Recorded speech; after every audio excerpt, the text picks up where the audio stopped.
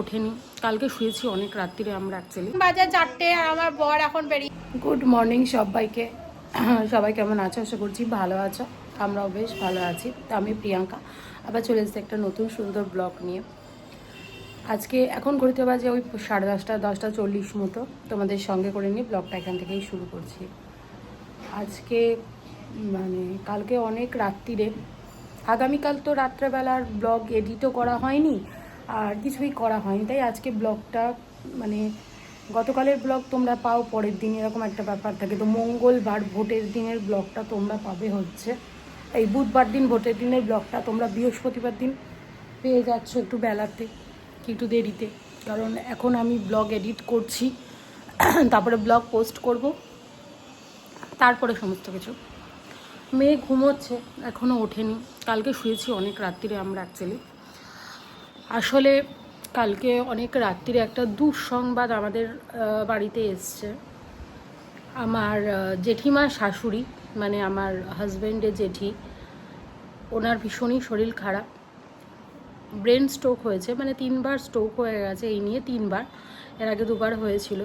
তো মাথার নার্ভটা ছিঁড়ে গেছে। ডাক্তারবাবু একদমই আশা ছেড়ে দিয়েছে, কারণ ডাক্তারবাবু বলেই দিয়েছে যে আর কোনো আশা নেই। এখন ওনার স্যালাইন চলছে, খাওয়া দাওয়া এটি সম্পূর্ণ বন্ধ, সব কিছুই। প্রচুর বয়স হয়ে গেছে ওনার। সত্যি কথা বলতে গিয়ে এখন উনি যেভাবে ভুগছে, মাঝখানে উনি একবার পড়েও গেছিলো, পড়ে হাত টাত ভাঙলো, হাত না পা ভেঙেছিল ওনার, সম্ভবত হাত নালে একটা পা কিছু একরকম ভেঙেছিল, আমার ঠিক খেয়াল নেই। তো আজকে দিনের শুরুটা বা কালকে রাতের শেষটা যে এরকম হবে আমরা ভাবতে পারিনি। যাই হোক, বিপদ তো আর মানুষের বলে কয়ে আসে না। তো বন্ধুরা, তোমাদেরকে জানিয়ে রাখলাম ওনার অবস্থা খুবই খারাপ, খুবই খারাপ। মানে ডাক্তার আশা ছেড়েই দিয়েছে, বুঝতেই পারছো। আর প্রচুর বয়স হয়ে গেছে। সত্যি কথা বলতে কি বলো তো, এখন উনি মানে ভাববে হয়তো বলছি, কিন্তু চলে গেলেই সত্যি ভালো, কারণ উনি ভীষণ কষ্ট পাচ্ছে।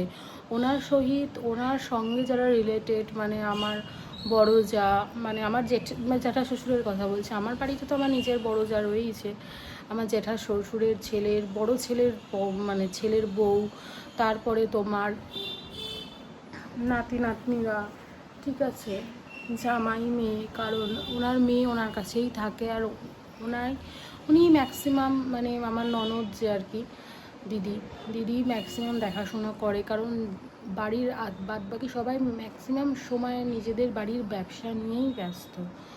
কারণ ব্যবসা বলো, কাজ বলো, এগুলো না করলে তো হবে না, কারণ না খেয়ে বসে থাকলে ঘরে কেউই এসে পয়সা দিয়ে যাবে না। তো সমস্তটাই সবাই দেখছে, ওই ম্যাক্সিমাম, মানে আমার ননদই ম্যাক্সিমাম আর কি বড়ো মাকে দেখতো, আমরা বড়ো মা বলি।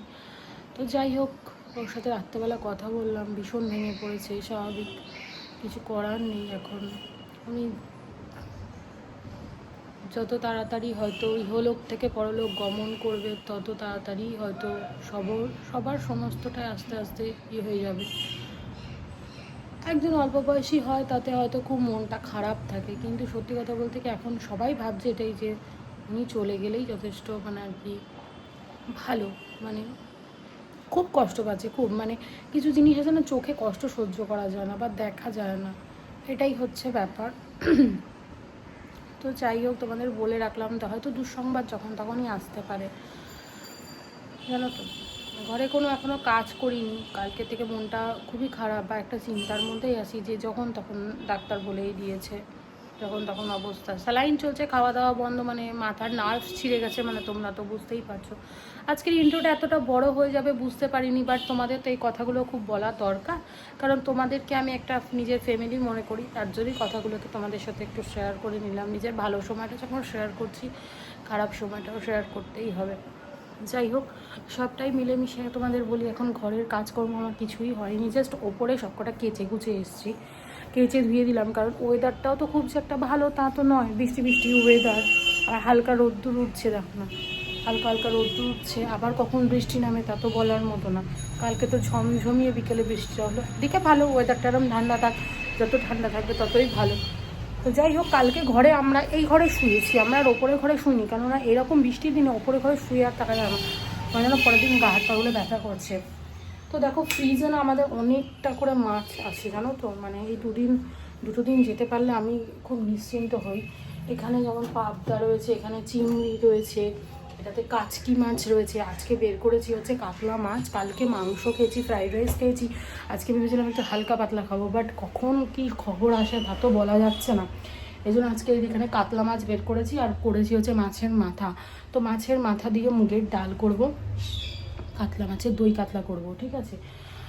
ওই 2-4 দিন যে মানে জানি হয়তো তোমরা এগুলো বলবে নিজেদের স্বার্থের জন্য বলছি না, মানে এমনিই বলা আছে আমার মাকে যে মা যদি কিছু একটা হয়ে যায় তাহলে কিন্তু তোমাদেরকে আমি মাছগুলো দিয়ে দেবো। মা জলে ফেলে দিতে তো খুবই লাগে। এবার দেখো যতক্ষণ মানে দাহ না হয় ততক্ষণ আমি জানি যে আর কি মানে কি বলবো, ওষুধ হয়তো ততক্ষণ লাগে না, কিন্তু এগুলোকে করতে হবে। তারপরে সবথেকে বড় কথা হচ্ছে ফ্রিজে প্রচুর ডিম রয়েছে, মানে 1.5-2 ডিমতেই কদিন আগে। এগুলো তো আমাদের মানে মাস কাবারে করে হিসাব করে তোলা থাকে, একদিনে তো আর করা হয় না। তো দেখি কতদূর কি হয় না হয়, আমি কিছুই বুঝতে পারছি না, কিছুই বলতে পারছি না। মাছটা তো আগে অনেক টাকার মাছ, তো মাছটাকে শেষ হয়ে গেলেই ভালো, যত তাড়াতাড়ি শেষ হয়ে যায়। তো চলো দেখি আর কি করা যায়। তো এগুলো করি, আর আগের দিনের ব্লগটা একটুখানি এডিট করি তোমাদের সাথে। আবার আমি সমস্ত কাজকর্ম সেরে নিয়ে, মেয়ে পড়তে যাবে, ওর আবার খাওয়া দাওয়ার ব্যাপার রয়েছে, তো সব কাজকর্ম সেরে নিয়ে দেন তোমাদের সাথে আবার পরে কথা বলছি। বাজে 4টে আর আমার বর এখন বেরিয়ে যাচ্ছে ব্যান্ডেলের উদ্দেশ্যে, মানে যাবে হচ্ছে বড় মাকে দেখতে। চলে যাচ্ছে, চারিদিকে চুড়িগুলো এরকম করে ফেলে ফেলে রাখা। এ মাম টিভি অফ কর, আমি এখন ঘুমাবো। উঠে আবার সন্ধ্যাবেলা সন্ধ্যা দিতে হবে, ঠাকুরও দিতে হবে, ঘট পাতা হয়নি আজকে।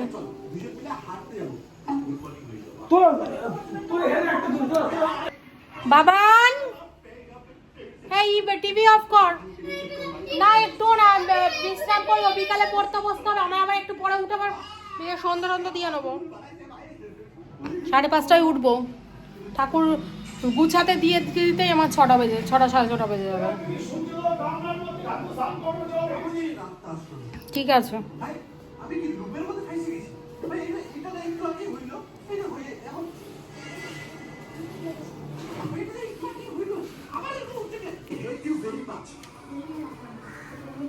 সব নিয়েছো তো ঠিকঠাক করে? মোবাইলটা দেখো।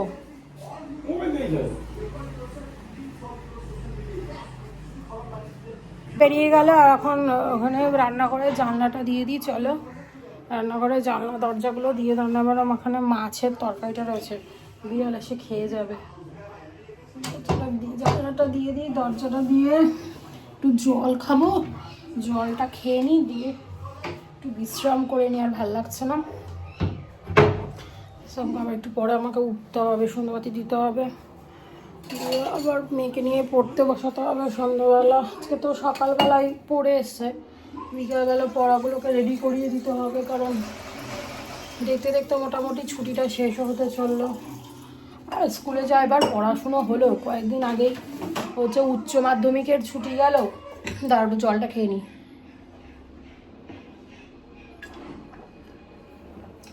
তারপরে ভোটের টানা ছুটি, কারণ সিআরপিএফটা ওখানেই ছিল ওদের স্কুলে। তারপরে আবার এই তো কদিন বাদেই গরমের ছুটি। বর ফোন করছে, দাঁড়া। দেখো দেখো বন্ধুরা, দেখো বাবারি। তো ঘড়িতে এখন বাজে 10:35 মতো। বর তো গেছিলো, তোমাদেরকে আজকে বললাম, তখনই দুপুরবেলা দেখলেও বেরিয়ে গেল। বড় মাকে দেখতে গেছিলো, বড় মা মানে হচ্ছে ওর জেঠিমা, যে ওনাকে দেখতে গেছিলো। হাসপাতালে রয়েছে, চুচুড়া হাসপাতালে ভর্তি এখনও। আর অবস্থা খুবই খারাপ, মানে ভীষণই ক্রিটিক্যাল, মানে অনেক বয়স হয়ে গেলে যেটা হয় না। তারপরে দেখো মাথার নার্ভ ছিঁড়ে গেছে, যেটা শুনলাম, মানে আমি গতকালই সেটা শুনেছি। তো যাই হোক, অবস্থা ভালো না, মানে শুধু প্রাণটুকুনি ধুকপুক করছে, খাওয়া দাওয়া বন্ধ, স্যালাইন চলছে, অক্সিজেন চলছে, এই হচ্ছে কন্ডিশন। আর আজকে তো সন্ধেবেলা থেকে প্রচণ্ড বৃষ্টি। আমি যখন বরকে ফোন করেছি 8টার সময়, মানে তখনই হট করে জোর বৃষ্টি নেমেছে। তো আমি জাস্ট ফোন করেছি এটা বলার জন্য যে তুমি এখানে প্রচণ্ড বৃষ্টি নেমেছে, তুমি যদি টোটো পাও তাহলে আসার সময় টোটো করে চলে এসো। তা বলছে যে ঠিক আছে।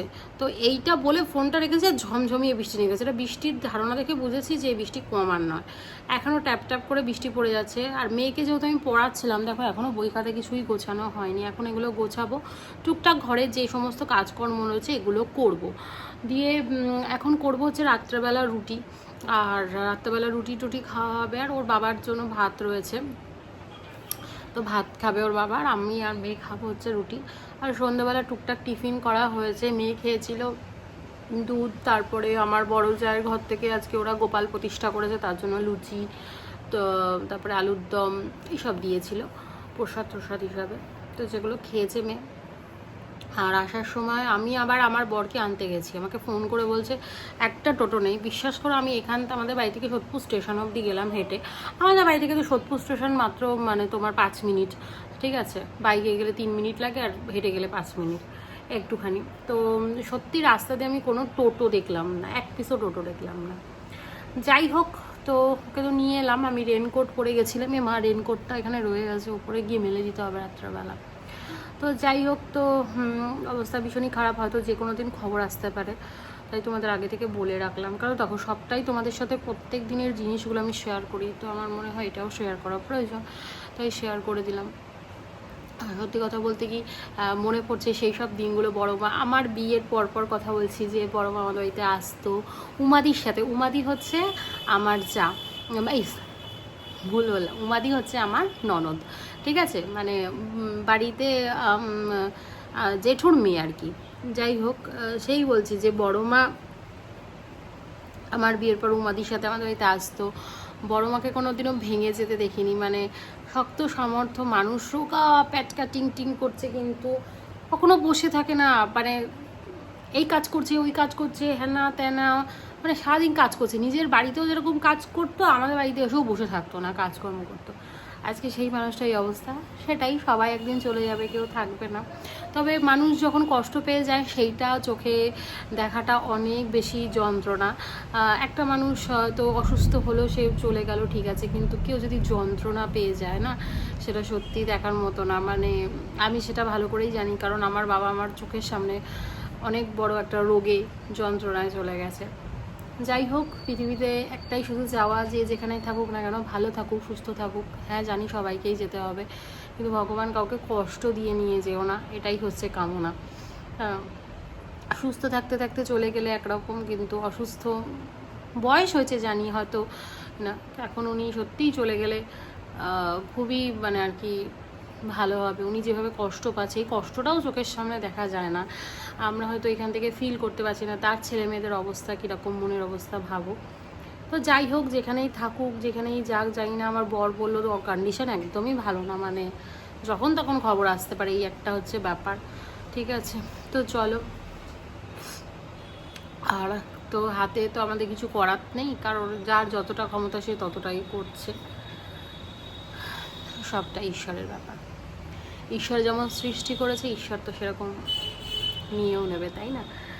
তো চলো, এখন রুটি করব, রুটি করে খাওয়া দাওয়া করে, আমার বর 2 দিন ধরে একটা সিরিজ দেখবে, দেখুক, ও দেখা টাকা হয়ে গেলে ঘুমিয়ে পড়বো। আর আজকে ব্লগটা এখানেই শেষ করছি। আশা করছি ব্লগটা খুব ভালো লেগেছে, আর অবশ্যই তোমরা ব্লগ ভালো লাগলে একটা করে কমেন্ট করবে। তোমাদের একটা কমেন্ট আমাদের অনেক মোটিভেটেড করে সুন্দর সুন্দর ভিডিও বানাতে। তো চলো, টাটা।